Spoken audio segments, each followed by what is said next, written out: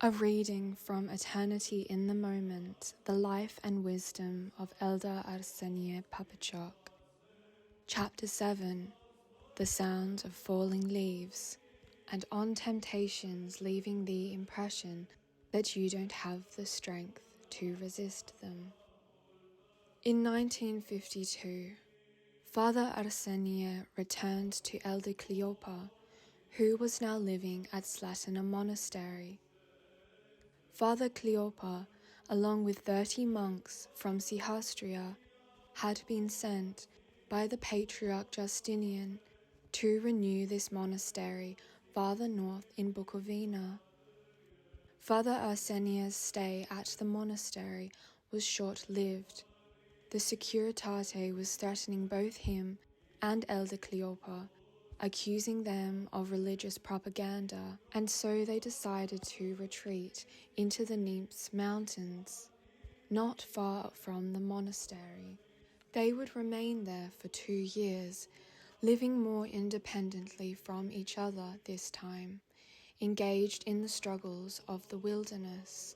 I kept pondering why great saints like Saint Basil the Great and others who had tremendous opportunities desired to live in the wilderness. The wilderness is something quite unique. It is another world. In the wilderness, it's just you and God. There you have to become friends with the forest. Life in the wilderness is such that an outsider can't understand what happens there. It's a presence, that is, an awareness of the presence of God, found on a constant preservation of love and prayer. And the entire creation is contained in the heart and in the action of the recluse. I also knew fear in those years, but God helped me to remain vigilant. The temptations were great. I was in a constant state of watchfulness. I had placed icons in all the pine trees surrounding my hut. You can never drop your guard, even in the slightest. The wilderness is difficult. You have to be watchful, for the devil doesn't relent, even for a moment. I prayed to the Mother of God in every difficulty, and as a weak one, I would say, Lord, I'm not a hermit. I'm here by accident. Don't abandon me. I didn't give up.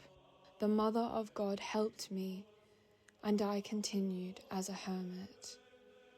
Father Cleopa intended that we remain in the wilderness for good. I was feeling the call to return, and I contended that you can better fulfill the scripture in the monastery by seeing if you can keep the commandment of love.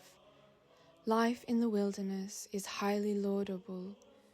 We have to understand that the prayers of a hermit benefit the world enormously. There is no authentic life in the wilderness if you do not have the whole world, as it is in your heart. I was not at the level of a hermit. You have to go into the wilderness as a hero after you've overcome the world.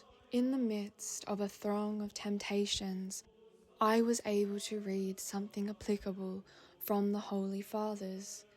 Temptations leave the impression that you don't have the strength to resist them. But it's not true. Don't make the mistake of underestimating your powers. Christ would be greatly grieved that we were baptized in his name, that is, in the name of the Holy Trinity, but don't trust his word. Be of good cheer. I have overcome the world. John 16:33. Clearly, he said this with great authority, so that we would follow him and overcome the world. The big mistake is to say, I'm not the one able to follow him. I received the answer I needed at that moment in my reading and I cried aloud, "Great are the Holy Fathers!" They interpreted and explained, for they were helped by God's grace. So the first mistake is to consider yourself weaker than the one whom Christ said, "Have the courage to overcome the world." Certainly, it's the world within us.